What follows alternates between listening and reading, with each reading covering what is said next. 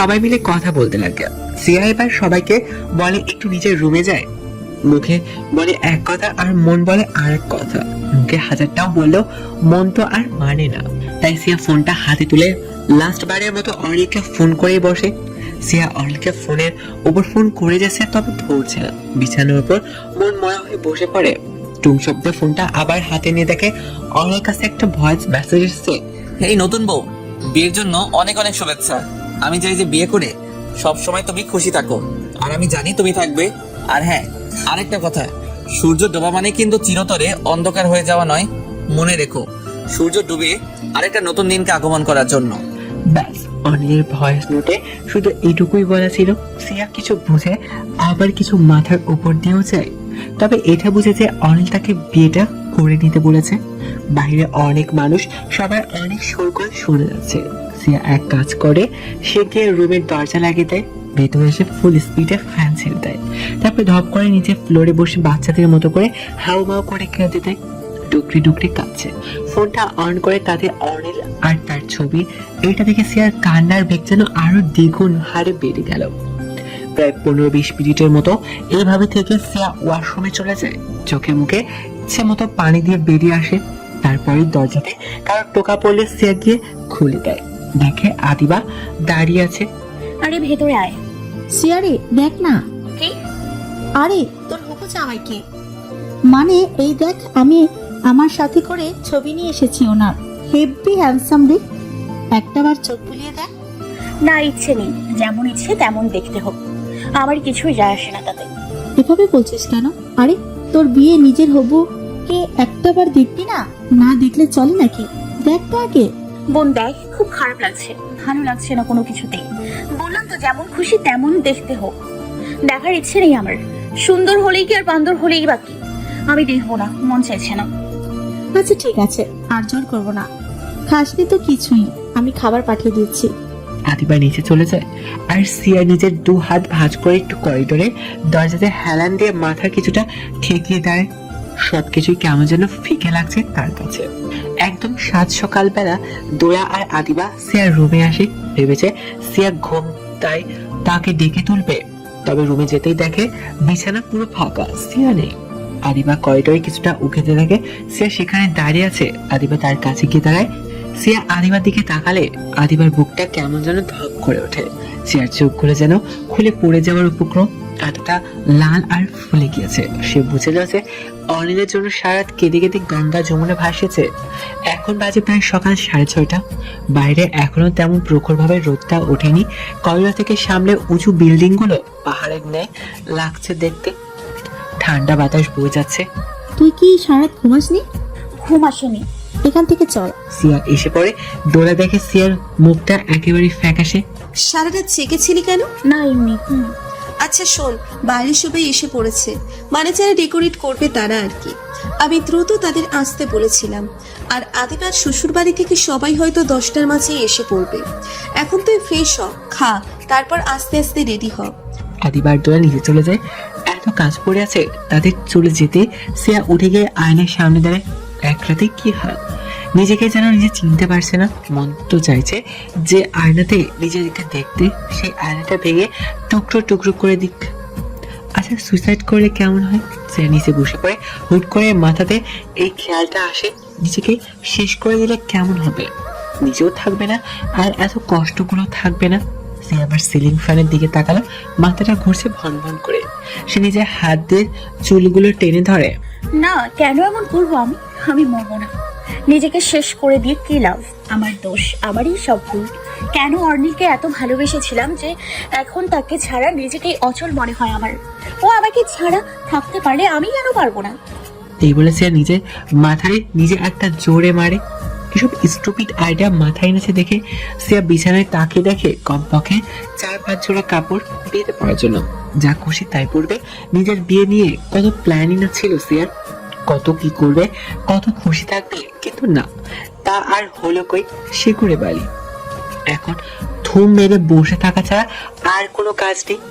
একটু বাদে নাকি মেয়েরা আসবে সিয়াকে সাজাতে। একে তো এই বিয়ের পিড়িতে বসতে ইচ্ছা করছে না, তার উপর আটা মাথাতে ভোজ সাজিয়ে সঙ্গের মতো করে সবার মাঝে বসে থাকতে হবে। এখনই যেন সব কিছুর উপর নিজের অস্বস্তি আর বিরক্ত কাজ করছে। সিয়া বিছানার সাথে হেলান দিয়ে ফ্লোরে দুই হাত পা গুটে বসে থাকে। কিছুক্ষণ সেভাবে চোখ বন্ধ করে বসে থাকে। সুয়াদ, অনু, শান্তি কলেজের কাউকে কিছু বলা হয়নি। সিয়া আসলে ওদেরকে কি বলবে তা নিয়ে দ্বিধায় পড়ে গেছে। যেখানে নিজের পছন্দের মানুষটার সাথে বিয়ে হচ্ছে না, সেখানে আর কি বলবে। সে চোখ বন্ধ করে রেখেছিল, আর কখনো যে চুপ করেতে ঘুম নেমে এলো বুঝতেই পারে না। ঘন্টা কয়েক পার হয়ে যায়, তবে বাইরে বিকট কিছুর আওয়াজে শুনে ধরফড়ে উঠে সিয়া। উঠে বাইরে চলে যায়, আর বাপরে বাপ বাইরে যেতে দেখে এক প্রকার দৌড়াদৌড়ি। কে কি থেকে কি করবে ধুলায় অন্ধকার। সে ঘড়ির দিকে তাকিয়ে থাকে, 10:30 বেজে গেছে। তার মানে বসে থাকতে ঘুমিয়ে গেছে সে। বাইরে আগের মতো আরো ঠাস ঠুস আওয়াজ আসে। সে বাইরে বাগানের দিকে দেখে অনু, শান্তি, সোয়াদ এতগুলো আতশবাজি ফুটাচ্ছে। তা দেখে সে চোখ চড়ক গাছ। এই বিচ্ছু বাহিনী গুলা এখানে কিভাবে এলো? মানে সিয়া তো তাদেরকে বলেনি, তাহলে এগুলো এখানে কি করে এলো?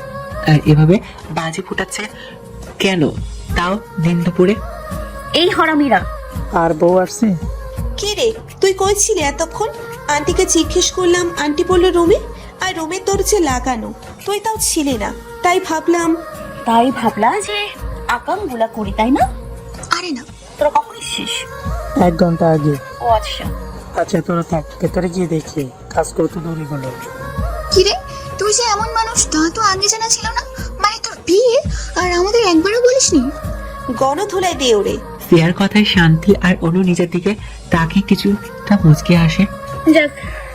যাই হোক, আমি আম্মুকে এর আগেও বলেছি, কিন্তু আম্মু প্রথমে সায়ন আর তারপর আরেকজনের সাথে আমার বিয়ের কথা তোলে। আর এইবার না জানি কার সাথে আমার বিয়ে ঠিক হয়েছে। আমি তো ভেবেছি যে এইবারও সব ভেস্তে যাবে, কিন্তু না, তা হয়নি। অর্নিল আমাকে কি বললো জানিস? সিয়া, বিয়েটা তুমি করে নাও, আমাদের ব্রেকআপ। বল তাহলে কেমনটা লাগে? তো আমিও ঠিক করে নিলাম যে হ্যাঁ, করবো আমি এই বিয়ে। আম্মুকেই আর কত ভাবে না বলবো বল?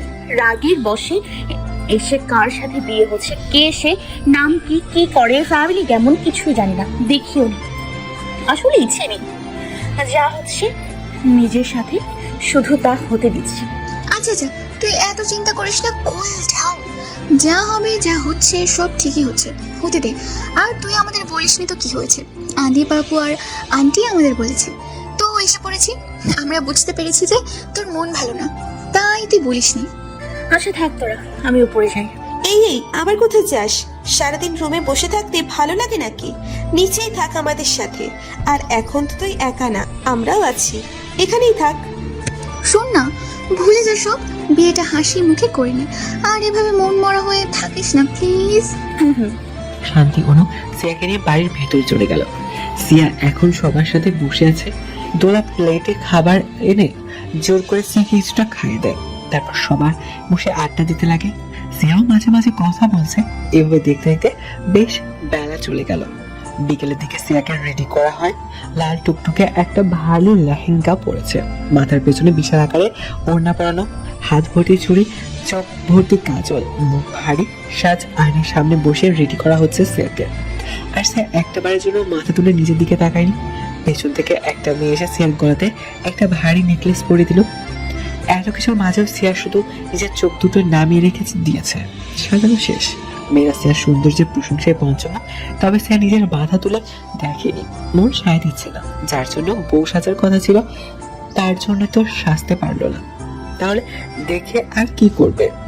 সিয়াকে একটা লাল টুকটুকে বউ লাগছে। বিয়ে হবে সন্ধ্যাবেলায়, বাইরে সবকিছু রেডি। কাজীও হয়তো কিছুক্ষণ পর এসে পড়বে। মেয়েরা এক এক করে রুম থেকে চলে গেল। রয়ে গেল শুধু সিয়া।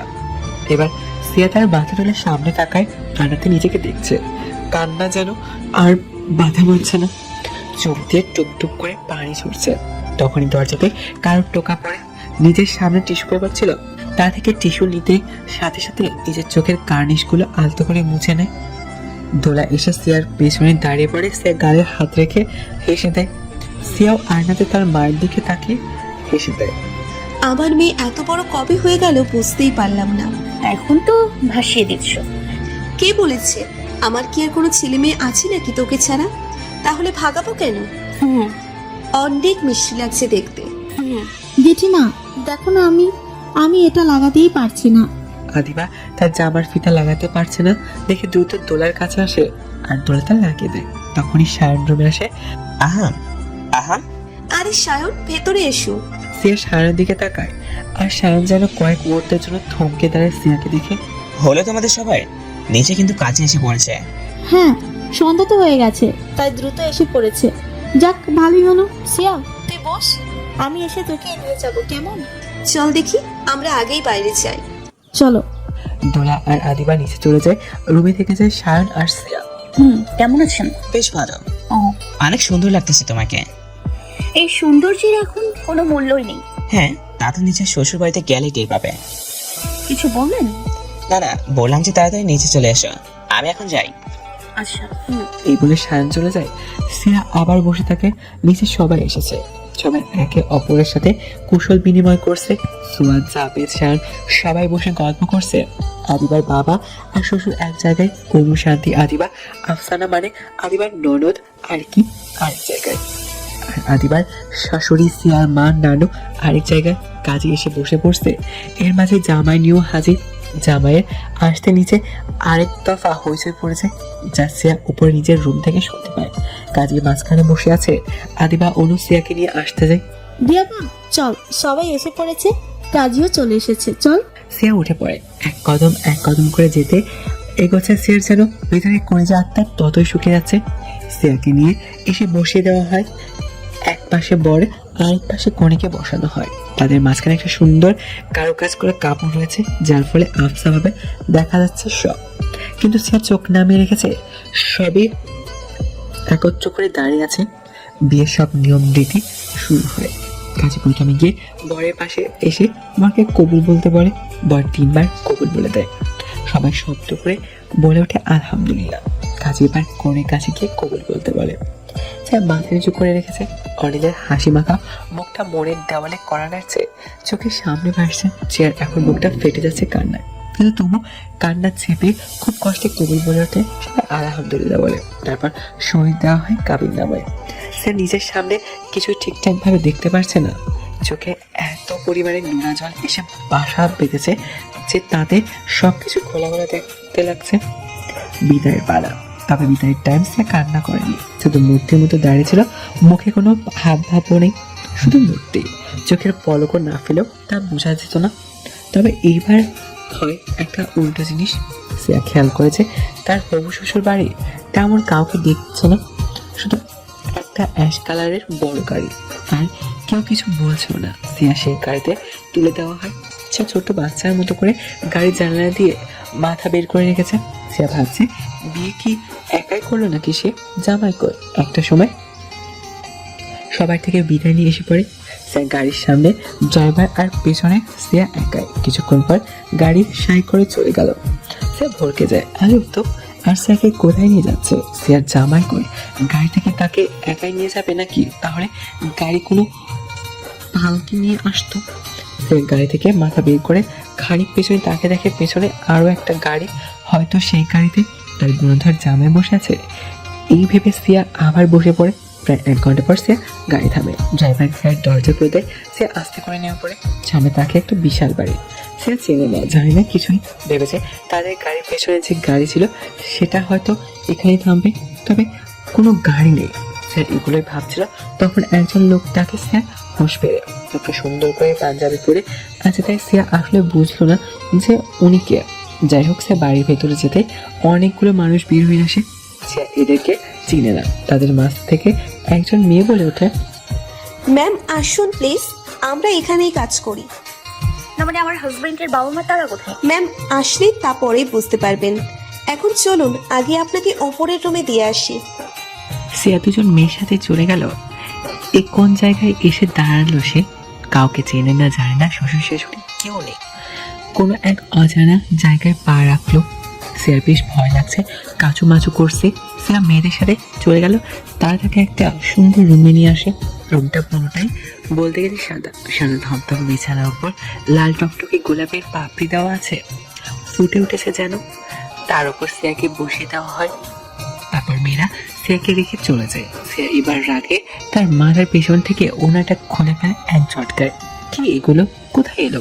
আচ্ছা, লোকটা এসে কি সিয়ার উপর ঝাঁপিয়ে পড়বে, নাকি আগে কিছু কথা বলবে? আচ্ছা, লোকটা কি বকেট টাইপ হবে, নাকি শান্ত ভদ্র রকমের? সিয়াকে কি খুব কড়া শুনে রাখবে, নাকি সিয়ার দিকে তাও বুঝবে? হাজারো চিন্তা মাথায় আসছে। সে এত অস্বস্তি নিয়ে বসে থাকতে না পেরে উঠে পড়লো বিছানা ছেড়ে। সে কয়েক কদম এগোতেই দেখলো রুমের ঠিক সামনে একটা করিডোর আছে, ঠিক যেমনটা তার বাসায় ছিল। এটা দেখে স্যার একটু ভালো লাগলো। সে পায়চারি করা শুরু করে দেয় রুমের মাঝে। লোকটা রুমে এলে তাকে কি বলবে তা ঠিক করে নিল। জোরে জোরে মুখ ভরে কিছুটা দম নিয়ে নিল। তখন নিজের পেছনে দরজা লাগানোর আওয়াজ আসে। স্যার বুকটা ছ্যাঁত করে ওঠে, যেমন প্রচুর গরম কড়াইয়ে পানি পড়লে যেমন ছাদ করে ওঠে, ঠিক তেমনই কারোর ভারী ভারী কদম ফেলে এগিয়ে আসার শব্দ টের পাচ্ছে সে। একটা সময় তা থেমে গেল। সে বুঝলো যে লোকটা একদম সে ঠিক পেছনেই দাঁড়িয়ে আছে। সে চোখটা খিচে বন্ধ করে ঘুরে দাঁড়ায়, মানে লোকটার দিকে দাঁড়ায়। দেখুন, আমি আপনাকে চিনি না, জানি না, তাই আমার কিছুদিন সময় লাগবে আপনাকে মানিয়ে নিতে। আমার সময় দরকার, প্লিজ। আগে আমরা একে অপরকে আগে ভালোভাবে জেনে নিই, ওকে? আপনি আমার কাছেও আসবেন না, আমাকে ধরবেন না। আমি আজ প্রথম দিনেই আপনাকে স্বামীর অধিকার দিতে পারবো না, কিন্তু 100 হাত দূরে থাকুন আমার থেকে, আমাকে একা থাকতে দিন। সে এক নাগারে চোখ মুখ খিচে বন্ধ করে কথাগুলো বলে গেল।